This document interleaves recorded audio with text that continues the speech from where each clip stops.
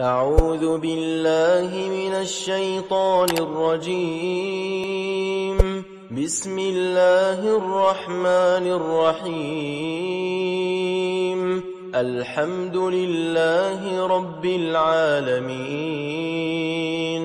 الرحمن الرحيم مالك يوم الدين إياك نعبد وإياك نستعين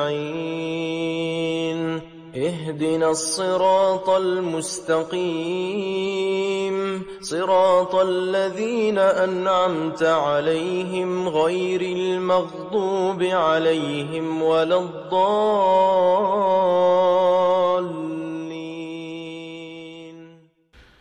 الحمد لله nahmaduhu wa nasta'inuhu wa nastaghfiruh wa na'udzu billahi min syururi anfusina wa sayyiati a'malina may yahdihillahu fala mudhillalah wa may yudlilhu fala hadiyalah. Asyhadu an la ilaha illallah wahdahu la syarikalah wa asyhadu anna Muhammadan abduhu wa rasuluhul lazi la nabiyya ba'dah amma ba'du. Ikhwatu iman jamaah Masjid Al-Hikmah yang sama-sama mengharap ridha Allah, hari ini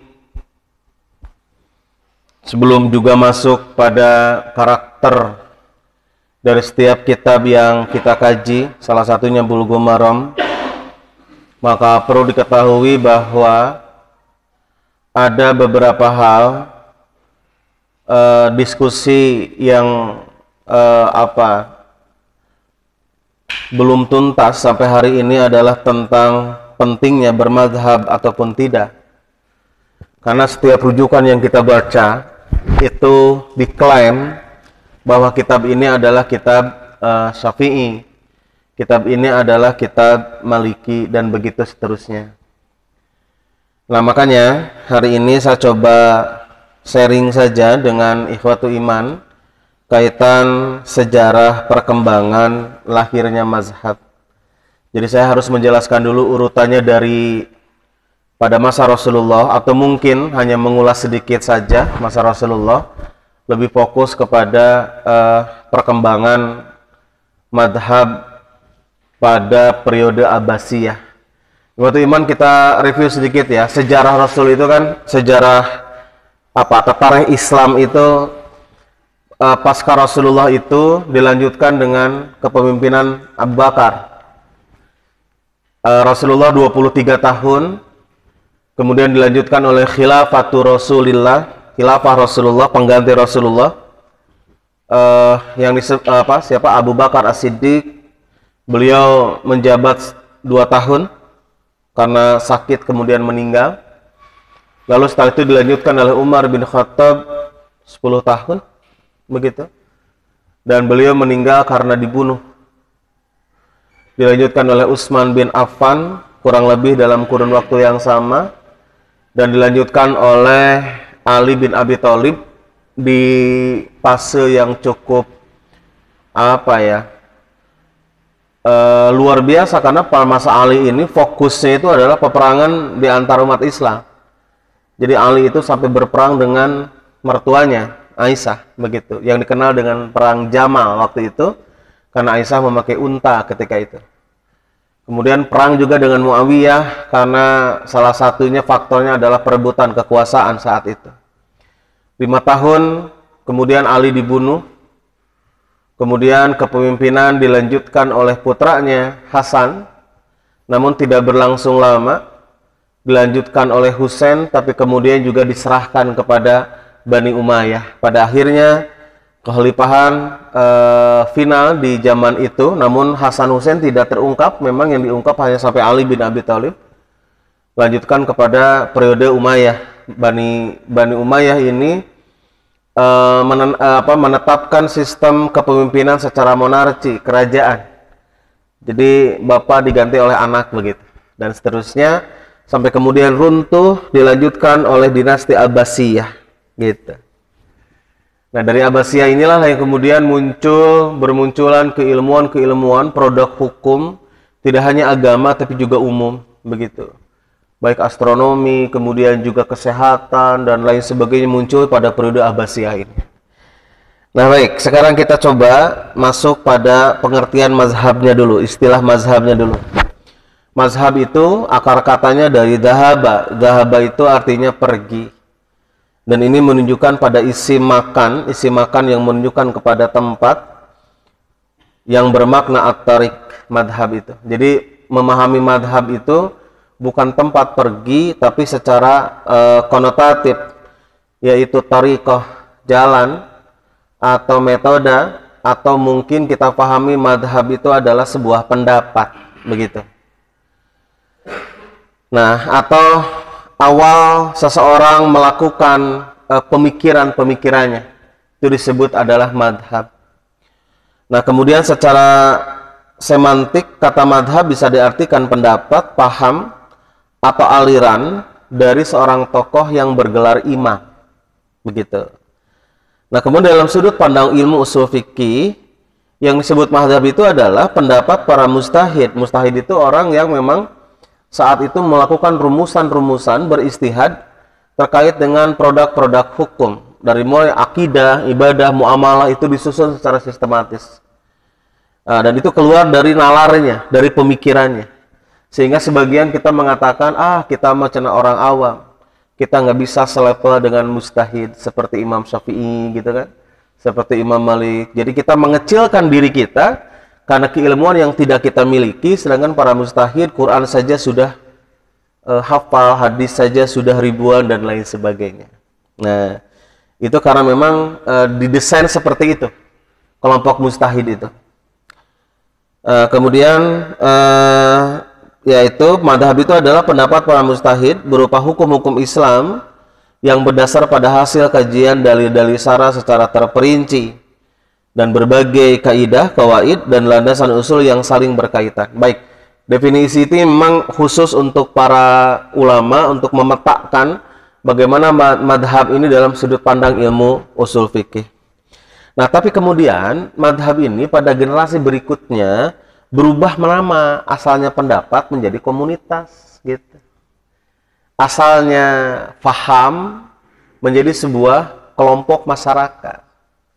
Makanya kita kenal dengan istilah Hanafiyah, kelompok yang khusus bermadhab kepada Imam Hanafi, begitu.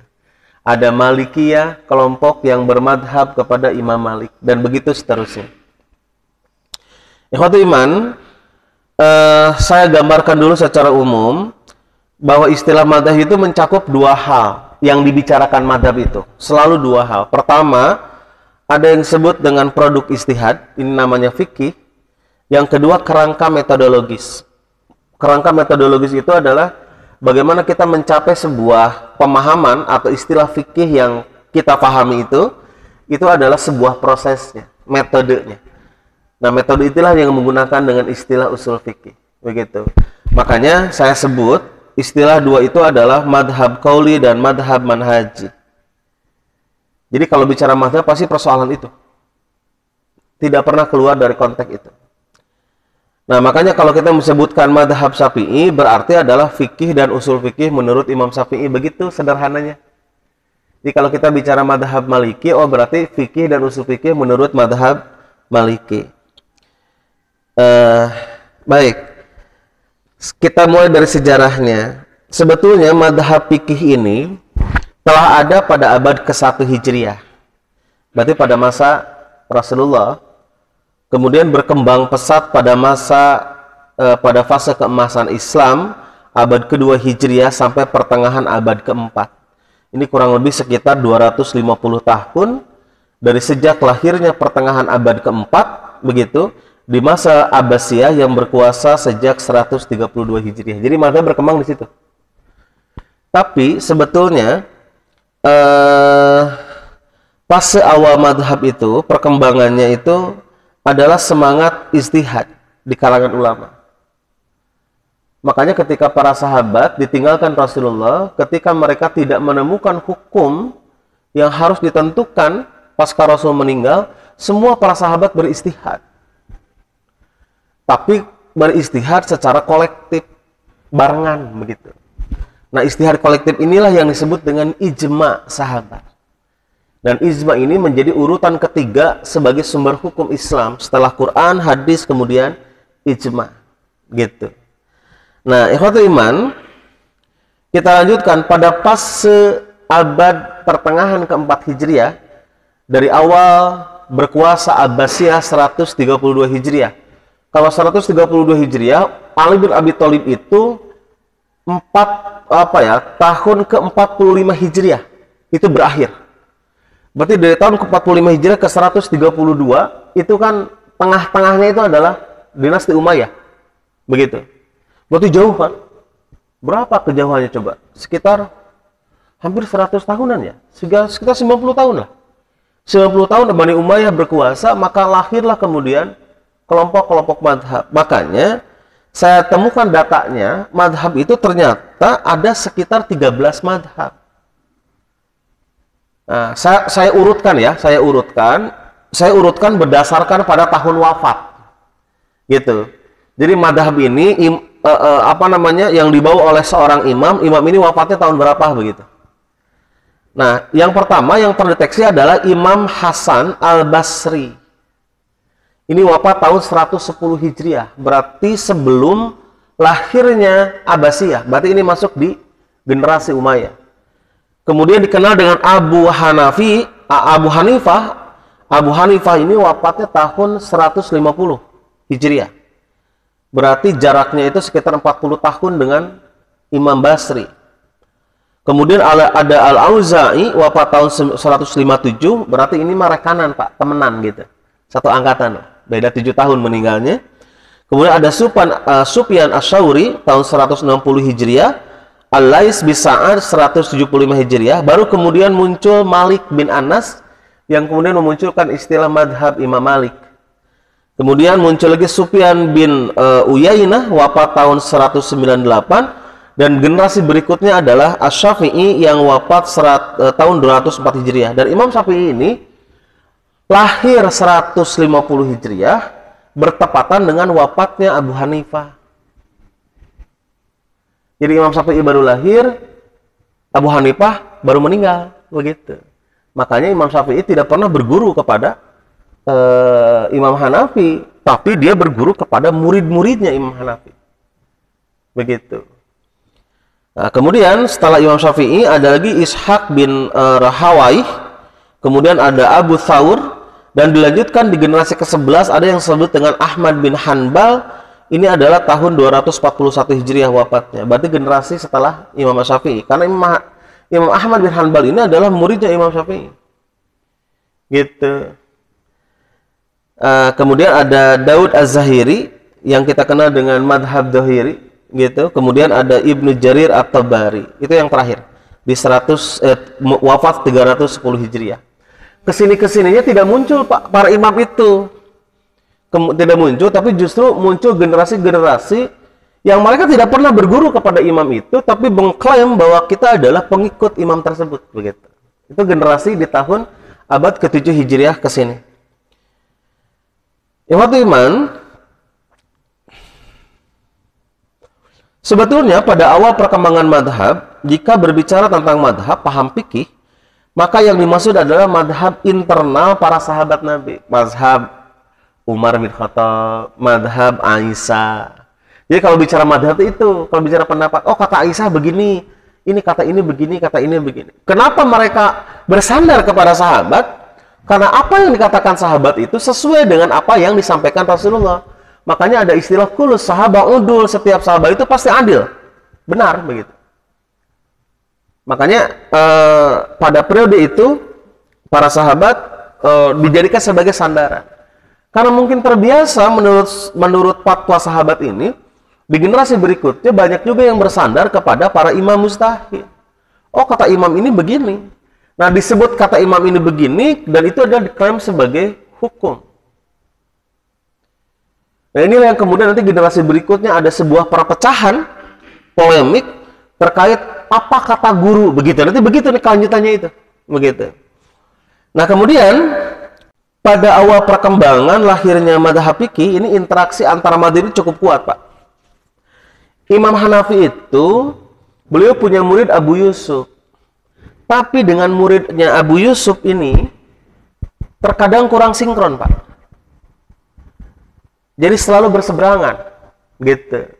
Sehingga Abu Yusuf dia mencari ilmu ke daerah Hijaz. Hijaz itu dikenal sebagai ahlul hadis karena di sana adalah Madinah dan Mekah, begitu. Sentralnya di Madinah. Hijaz itu kalau bicara Hijaz pasti Madinah.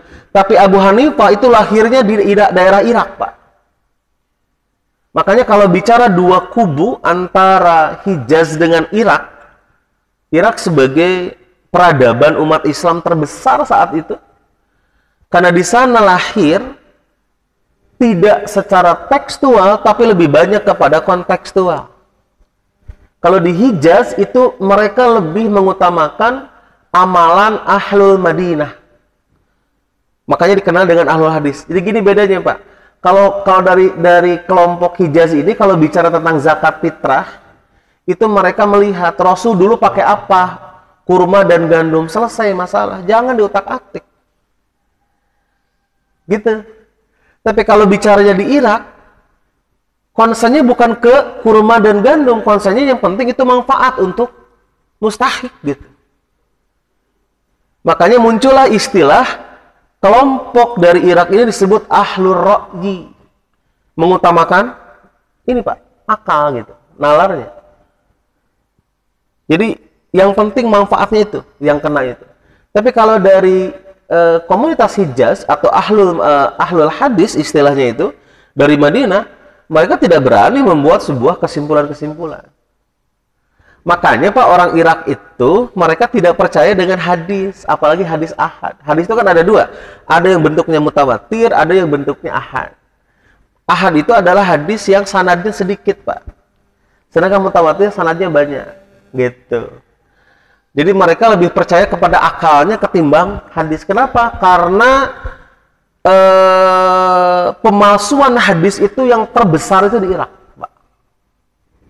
Sangat luar biasa pemalsuannya itu. Sehingga banyak sekali para ulama di sana mereka tidak percaya hadis, tapi mereka mempercayai kalau hadis itu mutawatir, dipercaya karena mutawatir itu sanadnya lebih dari 10.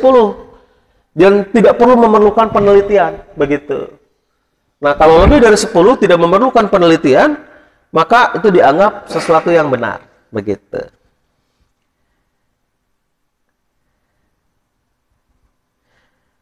Baik, kita lanjutkan.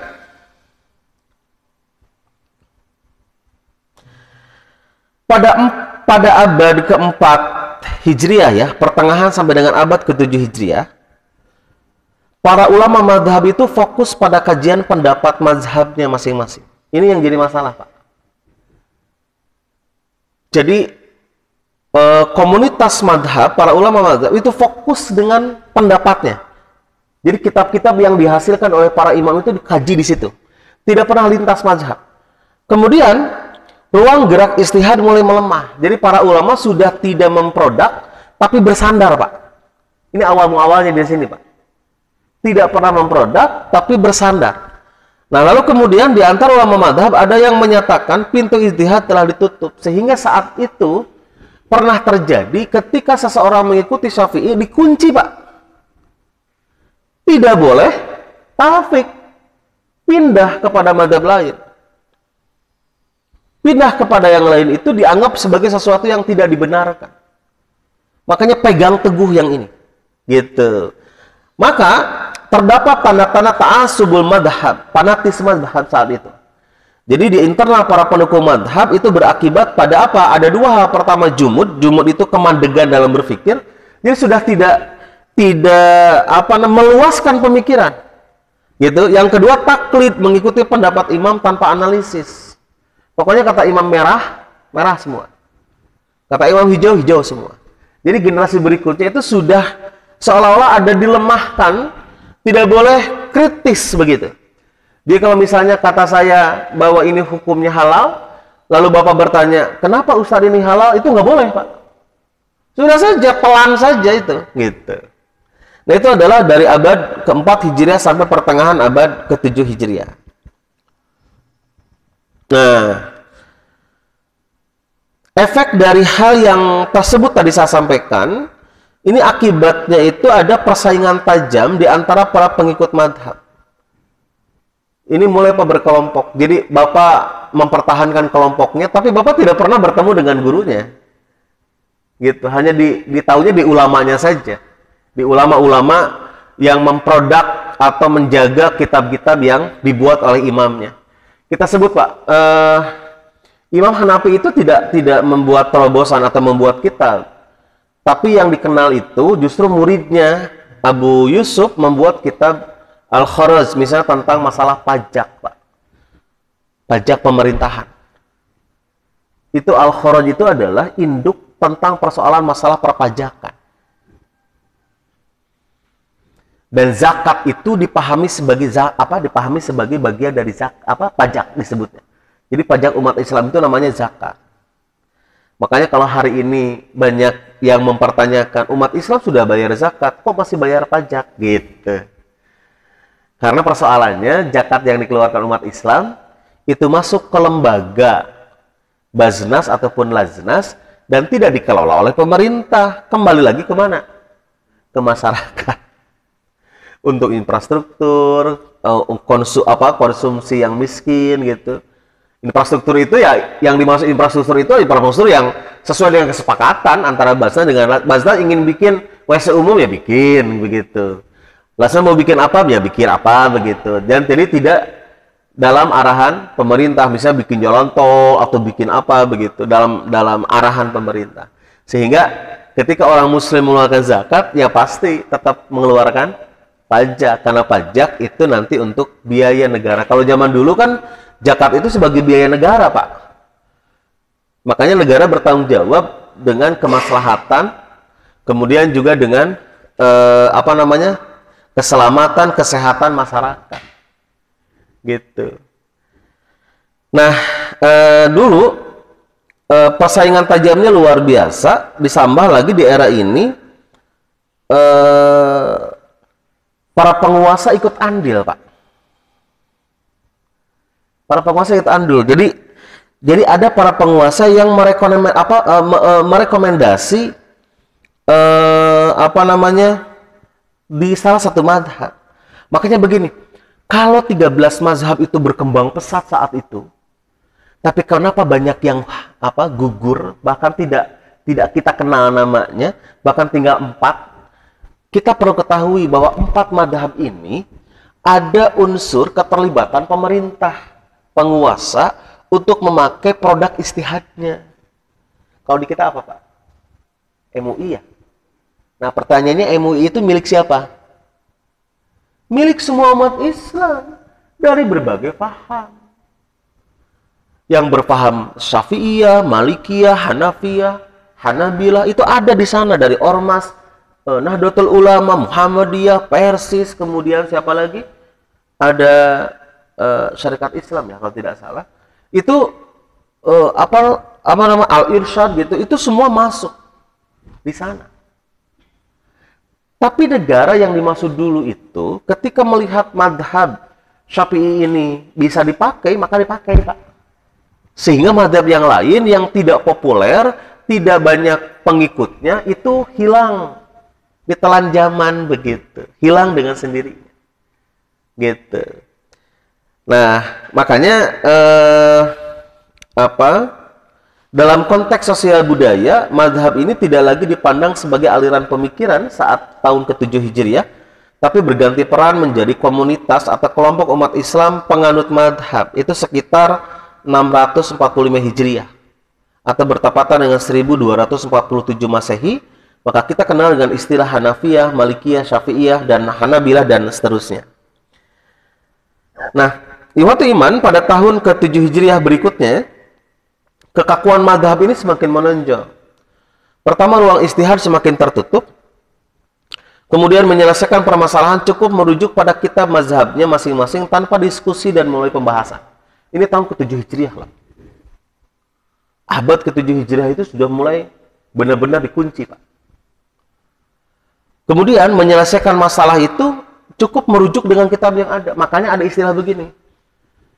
Ketika menentukan halal dan haram, ada nggak imam yang menyatakan itu? Ada, sudah pakai. Selesai. Begitu. Tanpa kita ketahui bagaimana alur proses penetapan hukum itu. Kemudian, terhentinya kreativitas ilmiah dalam memproduk sebuah hukum, dan yang paling krusial itu adalah intervensi penguasa dalam menentukan putusan hukum berdasarkan pada satu madhab tertentu. Ini yang jadi masalah tuh di sini. Nah, kemudian lahirnya mazhab ini bermula dari perbedaan dalam cara menggunakan metode ijtihad. Sehingga bisa menimbulkan perbedaan pendapat, terbentuknya komunitas pendukung madhab yang terdiri dari para murid imam mujtahid, dan selanjutnya berkembang menjadi madhab yang kita kenal dewasa ini. Perbedaannya itu dari cara menggunakan metode.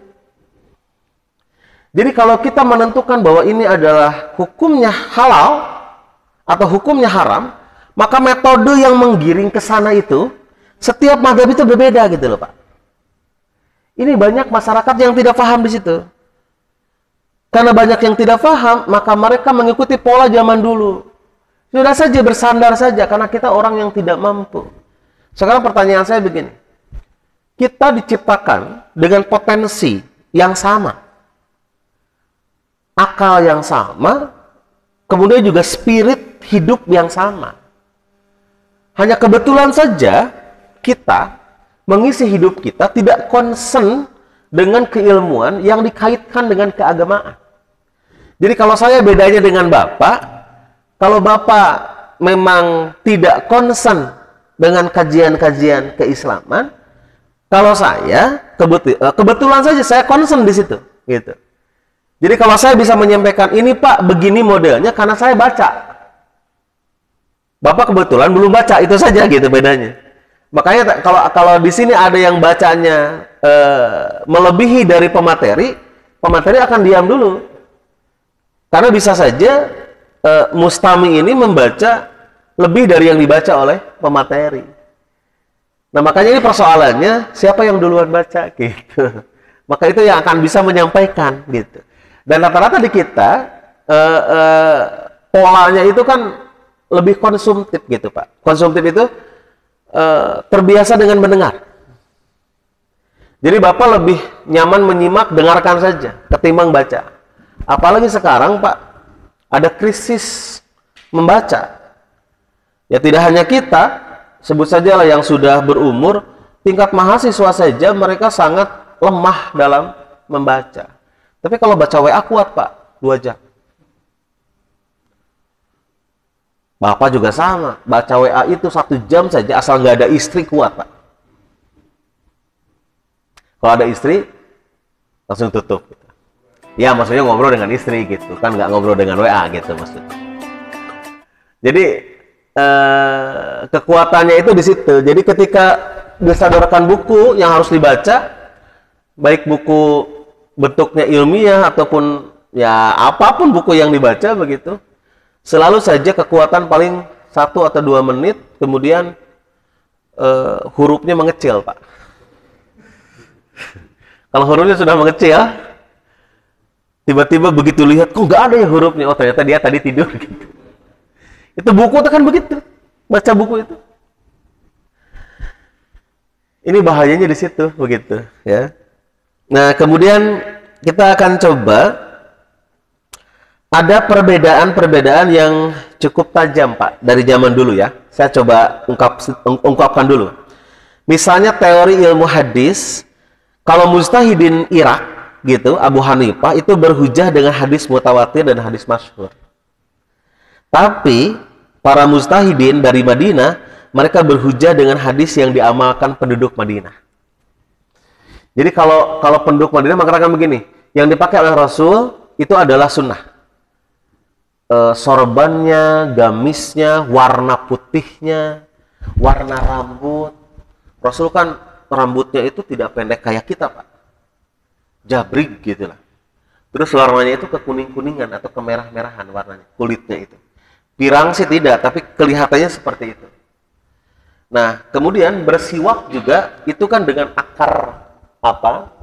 Akar siwak ya, yang dipakai Rasulullah. Dan Rasul mengatakan ketika kalau tidak memberatkan umatku, kalau harusnya bersiwak dari setiap berwudu. Dan ternyata itu dipraktekkan semua apa? Pertama, gamisnya menjadi sunnah, apalagi warna putih. Sorbannya menjadi sunnah.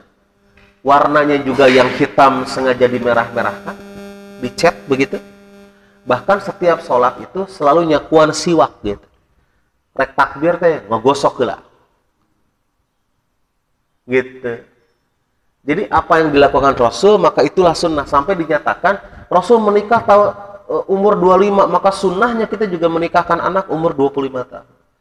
Padahal umur 25 tahun itu Muhammad belum menjadi Rasul, dan Nabi Muhammad juga tidak tahu bahwa dia akan diangkat menjadi Rasul di umur itu. Tapi bagi ahlul Madinah atau ahlul hadis itu dianggap sebagai bagian dari sunnah. Makanya dari mulai janggut begitu Pak, begitu menghilangkan kumis dan lain sebagainya itu lebih bersandar ke situ. Makan kurma, kurmanya itu sunnah Pak. Kalau kita kan makan kurma itu pertama sekarang ya musim pandemi ya agak mulai laku tuh kurma itu. Karena kurma itu salah satu produk yang bisa mengatur lambung gitu. Apalagi sekarang COVID-nya itu menyerang lambung kan sekarang itu. Makanya jus kurma itu yang dari pagi dan sore 2 kali sehari itu membantu memulihkan lambung. Atau mungkin kalau sebelum pandemi kita lebih banyak menggunakan kurma itu waktu Ramadan. Tapi dah eleh ku bala-bala mah Pak, saw kurma. Nyage sunnah. Eleh ku bala-bala gitu. Nah, ikhwatul iman memahami bahwa kurma itu adalah sunnah. Lalu kemudian juga memahami apa yang dimakan Rasul itu adalah sunnah. Tapi penduduk Irak tidak memahami itu sebagai bagian dari sunnah. Jadi yang ada implikasi hukum itu adalah sunnah. Sehingga mereka tidak mengatakan kurma itu sunnah, tapi cara makan kurma yang sunnah. Gitu.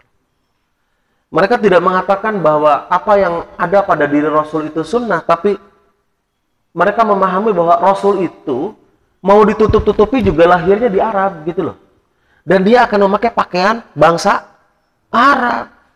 Dan akan makan makanan bangsa Arab. Begitu. Dan juga akan mengalami sedih, gembira sama seperti kita. Begitu.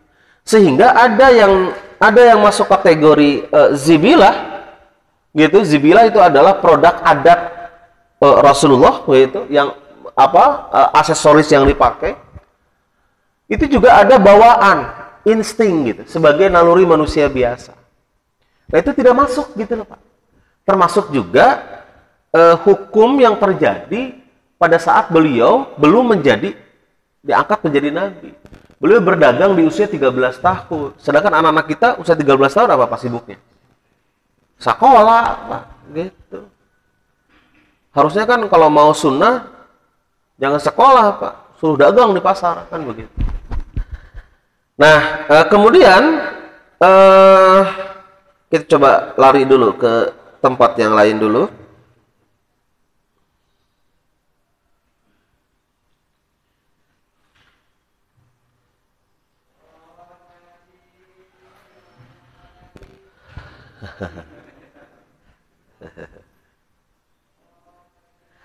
Ikhwatul iman, dari kemudian muncul generasi-generasi itu ya, dari Syafi'iyah, Malikiyah, Hanabilah itu muncul semua. Itu generasi-generasi yang mengklaim dirinya bagian dari atau beristihad dengan bersandar pada imam mujtahidnya. Itu maka kemudian muncullah generasi aliran pemikiran dari situ, Pak. Karena masing-masing kan perang, Pak. Perang pemikiran. Nah, dari situ sebagian ulama katanya Ibnu Khaldun membagi, tapi ini juga perlu dikaji lagi. Ada 2 besar aliran pemikiran. Pertama ada aliran mutakallimin, ada aliran Hanafi atau aliran Ahnaf disebutnya. Aliran mutakallimin ini adalah dalam menetapkan sebuah produk hukum yang dipakai itu dalil nakli dulu, Pak. Dalil nakli itu Quran, hadis itu yang dipakai. Kemudian juga menggunakan akli nalar. Digabungkan antara nas dengan nalar itu, kemudian tidak terikat hukum, Pak. Tidak terikat hukum. Jadi kalau bertentangan dengan furu, itu tidak masalah. Misalnya begini, ada dalil Quran, hadis begitu, kemudian kata Imam Syafi'i ini berbeda dengan putusan Imam Malik, karena Imam Malik adalah gurunya. Nggak masalah, gitu. Tapi kalau aliran Ahnaf, ini justru separahnya itu adalah dari produk-produk hukum dulu. Yang kecil-kecil, Pak. Baru kemudian produk hukum itu disesuaikan dengan Quran dan hadis. Nah, itulah yang disebut dengan kelompok Ahnaf. Nah, dua kelompok ini kemudian juga hadir ada kelompok yang mengkolaborasi dua aliran mutakalimin dan Ahnaf. Dengan cara apa? Kumpulkan sebuah pendapat, pilih mana yang paling mendekati. Disebutnya yang paling arjah begitu. Kemudian juga yang ada juga diperhatikan munasabahnya, korelasinya. Nah, ternyata di hari ini juga ada gitu loh, Pak. Coba Bapak perhatikan misalnya di satu kelompok mempertahankan madhab Syafi'iyah. Begitu. Tapi kemudian kelompok ini mengklaim bahwa aswaja itu adalah, Ahlussunnah wal Jamaah itu adalah hanya Imam Syafi'i saja. Itu dari dulu, Pak. Tapi kemudian di era kontemporer, aswaja ini diterjemahkan 4 madhab. Pokoknya ada Hanafi, Maliki, Syafi'i, Hanbali, itu aswaja. Gitu. Nah, kemudian hadir lagi kelompok, termasuk di Indonesia, ada kelompok disebutnya pembaharu. Kelompok pembaharu ini justru mengkolaborasi gitu loh, Pak. Semua paham-paham dikumpulkan, begitu, dicari mana yang lebih arjah, yang lebih kuat, dan ada korelasinya dengan apa yang dilakukan. Maka kelompok ini muncullah dulu yang disebut dengan Al-Irsyad dulu itu, Pak. Lahir lagi Muhammadiyah dulu, seperti itu polanya. Kemudian juga lahirlah Persatuan Islam, tapi kemudian di kelompok Nahdlatul Ulama itu lebih mengklaim bahwa tetap pada jalur madhab. Sebetulnya aman dulu, itu tidak ada masalah. Kenapa? Karena menetapkan itu sudah ada spiritnya dari dulu, Pak. Dari mulai kelompok mutakalimun, itu ngambil dulu produknya dari Quran, hadis, kemudian puru menyesuaikan. Mau madhab apapun juga masuk ke sini, atau madhab yang dipegang oleh dia juga mengikuti ini. Tapi kalau aliran Ahnaf itu dari kecil-kecil dulu gitu, Pak. Yang puru-puru yang kecil, kemudian sesuaikan dengan Quran. Nah, kedua metode ini dikolaborasi, diambil jalan tengah, diambil semuanya, lalu kemudian mana yang lebih kuat, mana yang ada korelasinya. Ini sebutnya aliran tengah-tengah begitu. Coba ya, saya coba ceritakan dulu ini yang ininya, pola madhab. Imam Hanafi ini berkembang ketika Abu Yusuf muridnya diangkat menjadi qadhi, Pak. Jadi hakim, Pak. Kalau saja Abu Yusuf tidak diangkat jadi hakim, nggak akan kita kenal istilah madhab Hanafi. Ya, hakim ini kan powernya negara, Pak. Dan ini adalah dalam pemerintahan 3 Khalifah Abbasiyah. Coba, Pak, 3 pemerintahan Abbasiyah. Ada Al-Mahdi bin Mansur tahun 158, berkuasa sampai 755, sampai dengan 169. Berapa tahun tuh? Sekitar 17 tahun ya. Kemudian Al-Hadi bin Mahdi berkuasa tahun 169 sampai 170, cuman setahun. Dan yang paling lama itu adalah dengan Harun ar-Rasyid, Pak. Bapak kalau pernah dengar ini apa cerita hikayat apa? Abu Nawas, itu dari Harun ar-Rasyid, Pak. Dari situ. Bahkan kadang bulian-bulian terhadap Harun ar-Rasyid itu dari mana? Dari cerita Abu Nawas itu. Padahal sebetulnya Abu Nawas itu kan ada bukunya, Pak, itu. Tapi yang diambil hanya yang ininya saja, yang komedinya saja. Menceritakan tentang seorang raja yang dia trauma dengan perempuan, makanya setiap dia menikah, setelah digauli subuhnya itu pasti dibunuh begitu. Ada cerita apa sih namanya itu? Bapak ada yang tahu nggak? 1001 malam ya, Pak. Oh, Bapak sudah baca berarti. Itu begitu, Pak. tiba-tiba sampai pada seorang anak perempuan yang dia cerdas begitu. Tapi kebiasaan raja itu begini, jadi kalau setiap setelah bercampur ngobrol begitu, tapi kemudian dibunuh begitu Pak. Nah dengan perempuan ini dia bikin cerita berseri Pak. Setiap masuk pada waktu subuh ditanggung ceritanya. Makanya raja nggak jadi ngebunuhnya. Can beres ceritanya ya. Makanya besok diteruskan lagi begitu. Sampai kemudian cerita itu banyak, maka dibikinlah cerita-cerita itu menjadi cerita-cerita hikmah begitu Pak.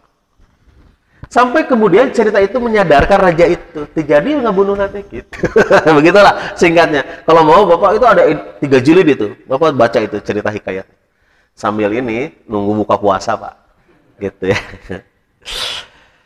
Nah, kemudian dikenal juga sampai hebatnya Abu Yusuf ya, hebatnya Abu Yusuf. Dia membuat kitab Al-Khuruj tadi yang tadi saya ceritakan tentang pajak itu, yang disusun atas permintaan Khalifah Ar-Rasyid, Harun Ar-Rasyid, dan itu adalah kitab rujukan utama madhab Hanafi. Jadi Abu Yusuf walaupun berseberangan dengan Imam Hanafi, dia belajar ke Hijaz tapi balik lagi Pak, balik lagi ke Irak, biar dia tetap mengembangkan madhab Imam Hanafi. Imam Hanafinya mau selesai, tapi jadi terkenal oleh muridnya Abu Yusuf. Bahkan jadi ada muridnya Asy-Syaibani. Asy-Syaibani ini dia juga memproduk sebuah kitab yang namanya Al-Kasab, di mana menceritakan tentang apa? Tentang produksi dan konsumen, Pak. Teori ekonomi itu dari situ, Pak. Dari Asy-Syaibani. Dan dia punya teori ekonomi mikro gitu, Pak. Dari situ startnya. Tapi kemudian kesini kan yang dipakai adalah teori ekonomi konvensional. Ada mikro makro berdasarkan pada teori konvensional. Padahal spirit yang pertama menjelaskan itu adalah dalam kitab Al-Kasab gitu. Bagaimana ada keseimbangan antara produksi dan konsumen, itu dari teorinya seperti itu, jalurnya itu. Nah itu juga berkembang karena Asy-Syaibani adalah muridnya Imam Hanafi. Nah kemudian muncul di daerah Khilafah Timur atas dukungan Al-Mansur, ini Khilafah Barat atas dukungan Yahya bin Yahya, daerah Andalusia Pak, ya. Ketika berkembang madhab Maliki itu di daerah kekuasaan Andalusia atau di Afrika gitu, dan di sana ketika diangkat menjadi kodi, maka semua masyarakat wajib mengikuti madhab Imam Malik. Luar biasa kan Pak, daerah Afrika itu berkembangnya lama kalau sudah pakai negara. Sedangkan mazhab-mazhab yang lain ada nggak? Ada mazhab yang lain, cuma kecil gitu loh Pak, nggak ada pengikutnya gitu. Lalu kenapa sih mazhab Imam Malik besar? Ya iya, karena dipakai begitu, dipakai madhabnya oleh pemerintah. Nah kemudian selanjutnya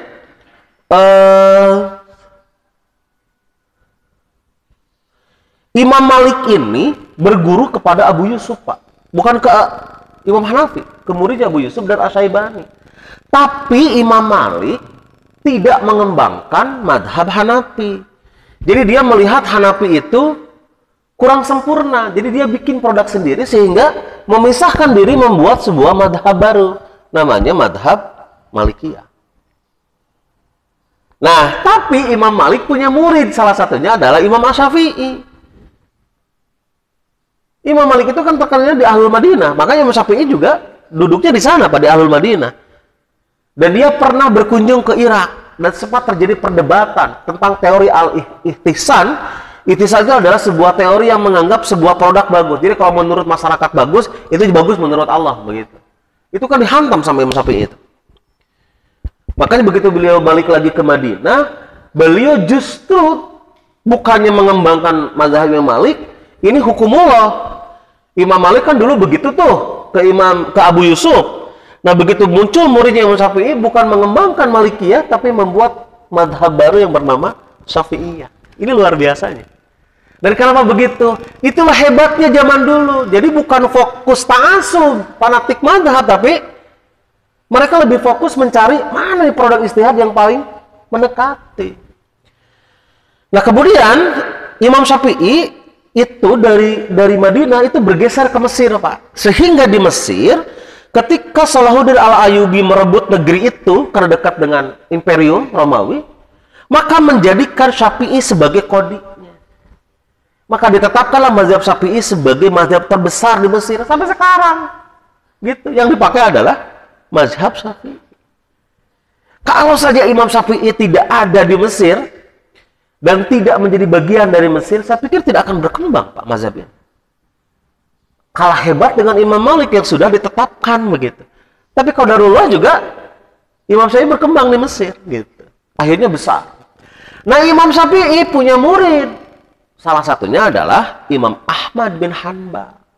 Hukumullah juga Pak, tidak mengembangkan produk Imam Syafi'i. Membuat mazhab sendiri yang bernama mazhab Hanabila atau Hanbali.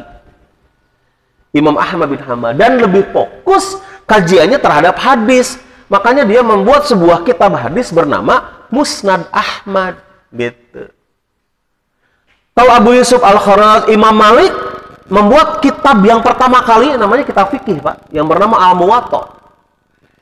Ya, dan Asy-Syafi'i membuat kitab itu adalah kitab fikih, dan Imam Ahmad bin Hanbal membuat kitab Musnad Ahmad, kitab hadis.